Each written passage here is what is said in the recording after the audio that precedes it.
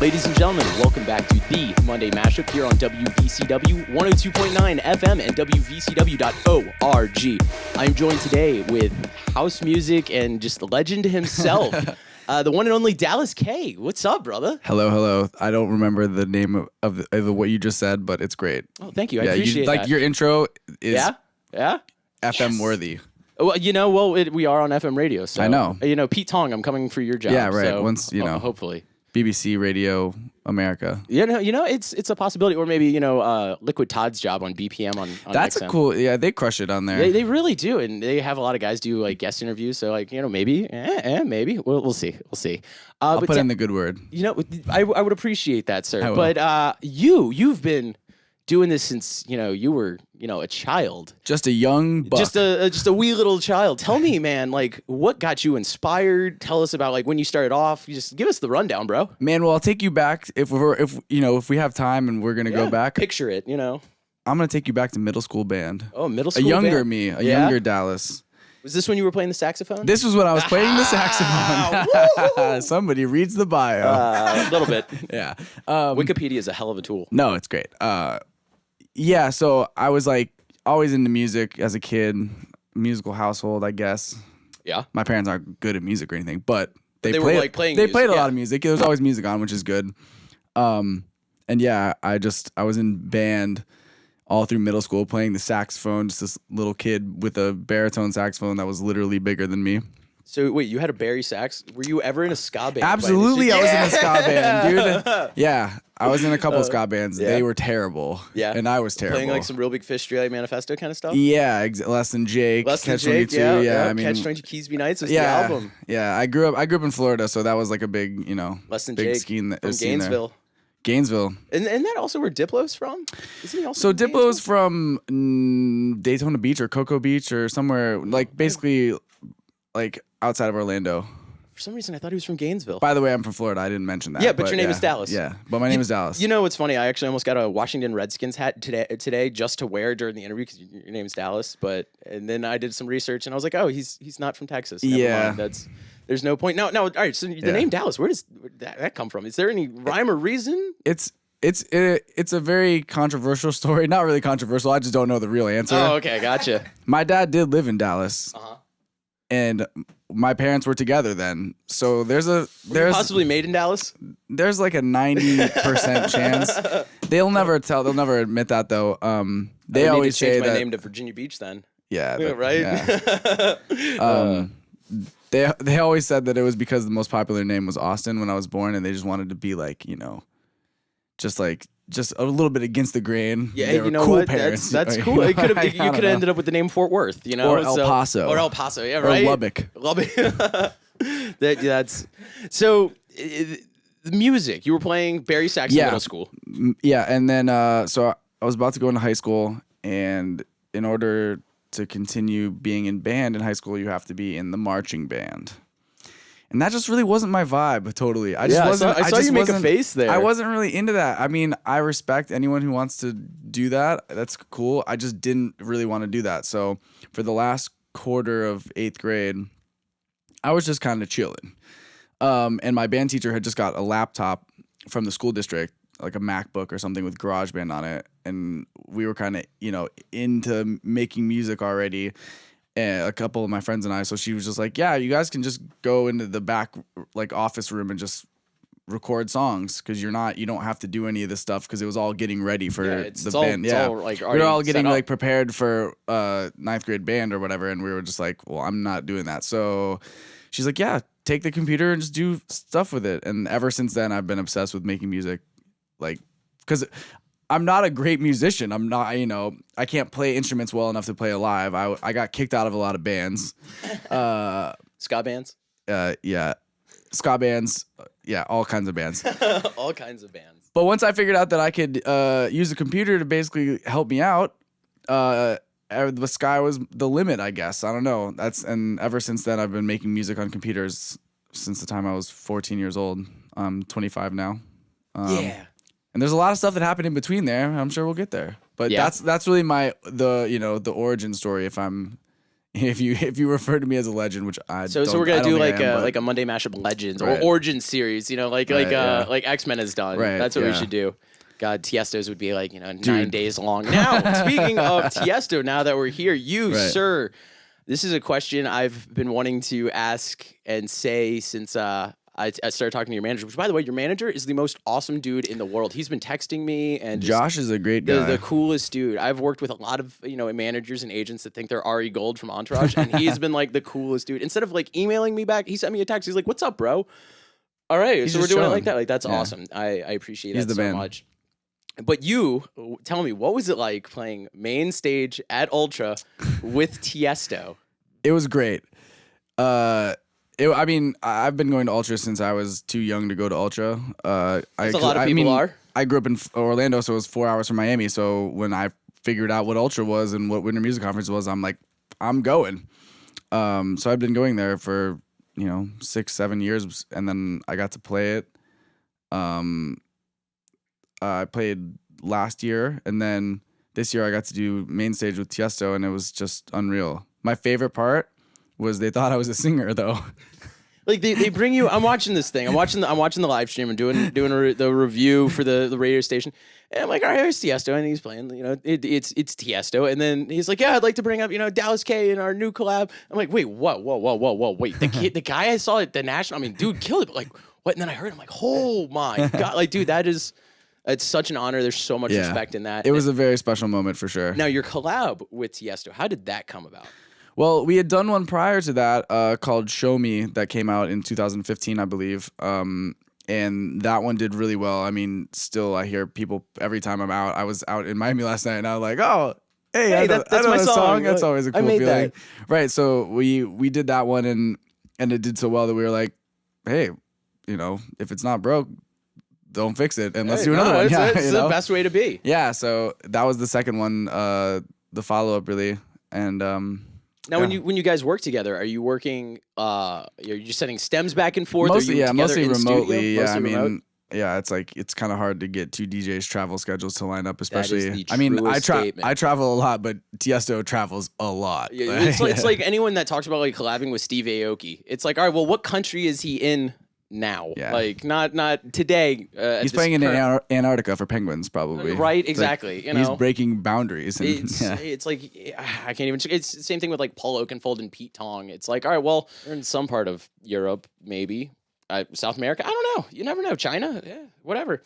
Yep. So now with you, how did you get directly linked up with Tiesto to make a collab? Did you hit him up? He hit you up? Like mutual friends? Well, obviously, you probably know. It was friends. It was actually Spinnin' Records. It was actually Jorn, who's an A&R there.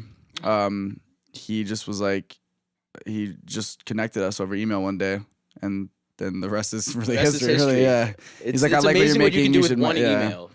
Yeah, I mean, it really is, honestly. No, absolutely.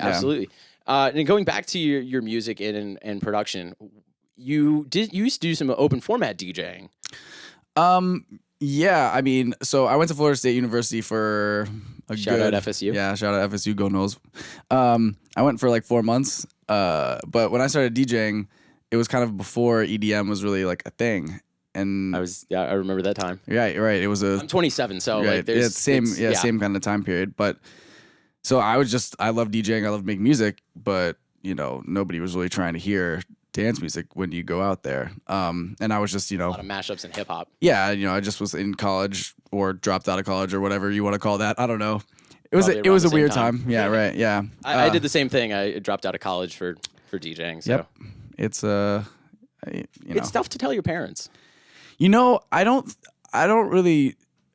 It's hard looking back on it now because I don't really truly remember how they felt. Yeah. But I'm pretty sure they were like, there was probably some stern conversations that were had. Yeah, well, I know, like with me, it was, my parents were very unsure about it. I was like, hey, Mom, I'm leaving school to go to another state to manage a nightclub at 23. And they're like, they're losing their minds on me. And they pull a grand cash out of my pocket. I'm like, I made that tonight. They're like, you're good, sleep well. Yeah. Like, Right. But it's like, hey, Mom, I'm going to go to, this other part of the country and play in front of, right. 5,000 people or, play main stage at Ultra. What's that like being like, hey, Mom, by the way, that festival I went to when I was 17? Yeah, it's cool. It's those are always good milestone moments for sure to be like, oh, that's, it's just it makes you know that what you did was right and everything's worth it, The I guess. juice is worth the squeeze. Great analogy. You like that? Yeah. You like that? Yeah. Yeah, You yeah. see, we're making things happen. Yeah. Now, going forward with your future tracks Mm-hmm. and releases, what's coming down the line for you? Yeah, well, I'm about to go to Asia again for the second time this year and I think next week. Yeah, I think I'm going to Asia next week. No, yeah. I would love to be able to have that problem. Be like, is it Asia or is it No, going no, to Germany? Yeah, it was yeah. So we're going back to China, doing festivals there. I did Japan and everything, China earlier this year too. I just had my remix of Martin Garrix's "In the Name of Love" come out. So that's doing really well on Spotify and DJ support and everything. So I'm really excited about that, and it's kind of sonically a new place for me, which I'm really, really stoked on. And beyond that, I have a vocal single coming out in January, and then probably a lot more vocal stuff from me in the future. Club records are awesome, and I've made so many of them, and now it's like, what kind of weird What's stuff? next? What kind of weird stuff can I think of? It's like there's so much room for expansion right now, and people are so open to new music. I think more so than ever. What you're talking about is, and a lot of guys have been talking to me about this. TJR, handful of other guys that are talking about it, and they're like, yeah, I've made plenty of club bangers. I've made a ton of 1, 2, 3, jump, and then big drop. They're like, I want to make something with a chorus. I want to make a song. I want something that people are going to be singing 30 years from now because they heard it on the radio. Yeah, I mean, my thing is that because I actually do a fair amount of that stuff as well. I've had my foot in that door for the last 4 years as well. But my thing is just, man, I kind of forgot what I was going to say. Would you say it would be a shift in dance music or a maturing as an artist? Yeah, that was the point that I was gonna make. It's less about focusing on the vocal.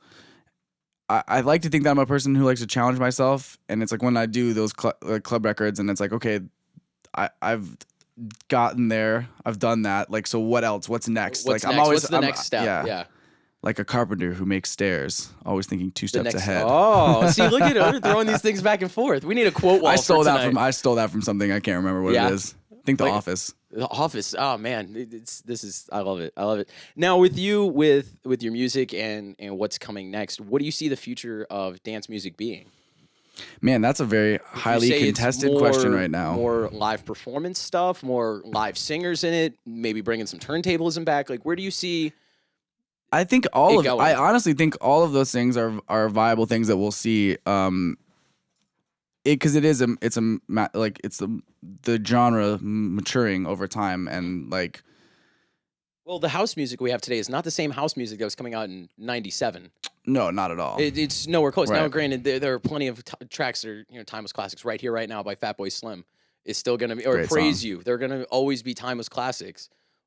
But also look at how Praise You was built. It's got a chorus. It's got lyrics, and it's also sample based too, which is a big thing. Yeah, it is, and no one got in trouble too much back in the day. Not like today. Not like today. No, Not like today. They have software that'll tell you who, what, and if you paid for it or not. Yeah. Digital analyzation of fragmented audio. Yeah, it's fun. It's not fun when you're on the other side of it though. Yeah. Well, tell me about that. I've never had an artist actually talk about that before. Tell me what it's like to be on the other side if someone's using an instrumental from your song that somehow they got their hands on and did a mashup with. Well, it's not necessarily happened to me too much, but I know some people who I guess I'll leave the names out for this, but it's like they release stems for songs, and then somebody puts up a song which is basically just all their stems, and it's like, okay, that really wasn't my objective with putting that out there, but I mean, to each his own, I guess. That's I'm not really ever too worried about that stuff because it's I can have the same pan as Anthony Bourdain, but I'm not going to be able to cook anything like he's going to be able to cook it. I don't know. This is great, dude. I was watching Anthony Bourdain last night. He's the man. Yeah, dude. I was watching his show, The Layover, when he was actually in Miami. It was a good episode. I felt very poor watching it. Right? Dude, yo, that's a city where you need some money to it's also, yeah. Yeah, you need some money to be a player there, but there was plenty of money floating around there in the '80s, but that's a whole other conversation. I saw OK was playing at 11 last night, and I was walking out. Mike Tyson was walking in. Shut up! Like, yeah, I know. I hit him up on Twitter today. I was like, dude, please tell me you got to hang out with Mike Tyson after I left last night. Right? And I don't know. No response yet. I don't know. Yeah. No, nothing. No. Well, yeah, you never. We're know. playing in China together in 2 weeks though, so ask him then. I will. You know, in I'll China. I'll be like, I put you on blast on the radio in Richmond about not answering my Twitter DM. Yes. Okay. Like, bro, where you at? Like, come on, bro. Come on. What's up with this? Actually, I haven't had OK on the show yet, so maybe we should call him out and see what happens. We'll see. We'll see. You never know. Now, with you, sir, with your music and your performance and everything, you've played all over the world. Where would you say your favorite festival is? And you can't say Ultra, because that's like main stage at Ultra. That's a given. Yeah. What would you say your favorite festival is and your favorite club? Favorite festival? That's not Ultra. They're both in Canada, I think. I think Veld Festival in Toronto is my favorite festival. But I don't know. Storm Festival in China is also like, that was also like tell me about it. Unreal. Well, the scene there is just so young. It's still in its infancy, so kids are just so excited to just be there. It's less about like they're part of something bigger than themselves versus right. I mean, and that's kind of, I feel like festivals in general have that mentality for the most part. There's really not too much like ostentation and like pomp and circumstance at a festival. Everyone that's there is like down to like have a good time. Sometimes depends. Coachella. Coachella. That's exactly what I was thinking. I was going to argue Coachella. But it's like Coachella. It's a lot of it's to be seen at Coachella, not so much the going to Coachella. I feel like that not for music fans though. I feel like it's people who are like a lot of celebrities. Right. Like Dan Bilzerian. He has no reason to be there. People who are into music, like Coachella. Artists and fans of music love that festival because it's amazing and it's amazing lineup and it's amazing location. But that's a whole kind of separate entity of it, I think. But favorite festival, probably Toronto. Veld Festival. Favorite club, New City Gas, Montreal. Yeah? Yeah, 100%. Now, you just mentioned Toronto. When are we going to get a collab with you and Mr. Deadmau5? Probably never, honestly. No? Probably not ever. You got Tiesto, why not Deadmau5? Because I don't think he like really likes anyone. Because Deadmau5. I don't think he really likes people that much. He likes his cats. And I think that's probably pretty much, he doesn't even like Skrillex anymore. Yeah, I mean, he's a legend. Breakup. He's a legend. I don't know. The Mouse or Skrillex? Well, both obviously, yeah. But yeah, I mean, Deadmau5 has done a lot for dance music. Mm-hmm. He's also made a damn fool of himself in a lot of occasions. Yeah, but you know what? But who am I to say anything? You also got to give him credit for saying things that, and oftentimes no one else has kind of the chutzpah to say. Yeah. Like so many guys are doing things, and it's like, and then he's like, no, don't do that. Do this. Put it out on your label. I like that you do like the voice when you're doing an impression of him too. The guy no, that is wrong. Why are you doing this? Yeah. Yeah. No, I've watched way too many of his videos online in his live streams. Sir, now we gotta. It's funny because Veld Festival is actually his festival too. So yeah. Well, he had that song, the Veld, which was in reference to a Ray Bradbury novel, which was cool. But Chris James actually, because that was the instrumental, and then I saw the video. If you haven't seen the video of the Chris James Deadmau5 thing, watch it. I've worked with Chris a bunch. He's an awesome dude. That story is incredible. It's the video. I watch it, and I can only imagine being him watching that happen. But for you, we got a couple of fan submitted questions. One of them is, what is the craziest thing on your rider? I haven't updated my rider in about 2 years, I think, maybe 3 years. I don't know. Every show I play, I'm like, I should just update that. The craziest thing on my rider right now is probably coconut water, which literally is not crazy. No, it isn't. No, you need to stay hydrated. Yeah, that's why I used to probably drink a lot more on the road than I do now. We all did. Right, but yeah, I had it there to combat the hangover, but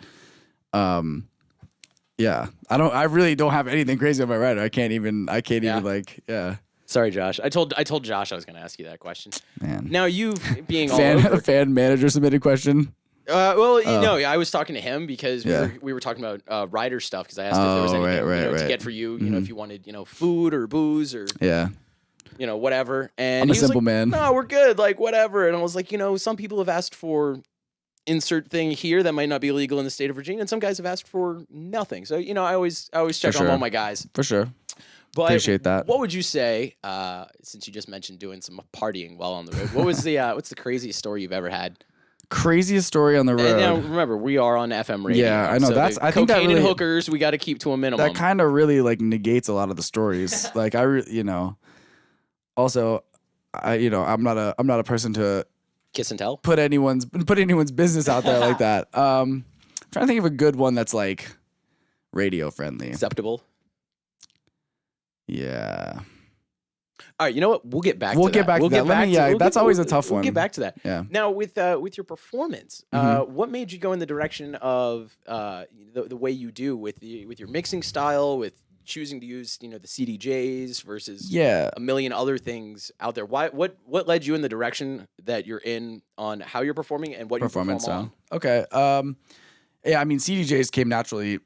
Actually, the first DJ setup I ever had for producers and DJs was funny was a MIDI controller that I had mapped out to like software. Which one?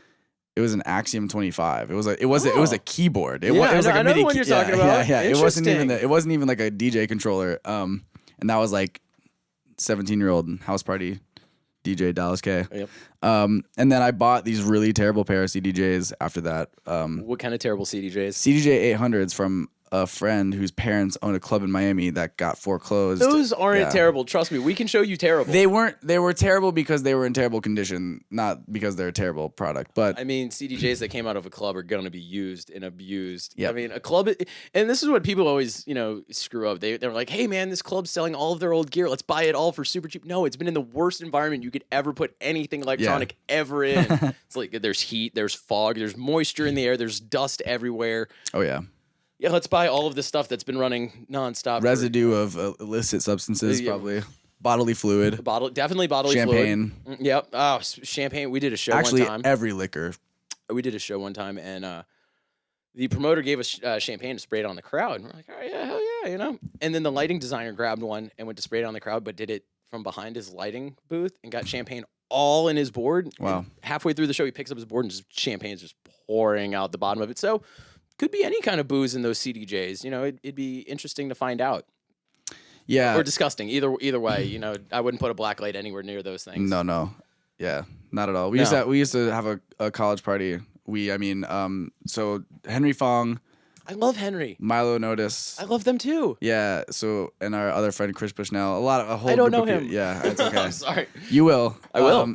He's but yeah, we all had this party on Wednesdays called Riot Wednesdays, and it was a college party at UCF that we threw. So it was you and Milo Notice and Henry Fong. Holy but yeah, 2010. crap. Yeah. Dude, still that's like you guys have every all Wednesday blown up so much, and it just comes from like a Wednesday night college night. Yeah, I mean, it was the sweatiest. You talk about like moisture. I remember I do a Thursday night college night. I remember because we were still using CDs at that point. I remember the 1 or 2 year anniversary. I think it was the 1 year anniversary. It was so hot.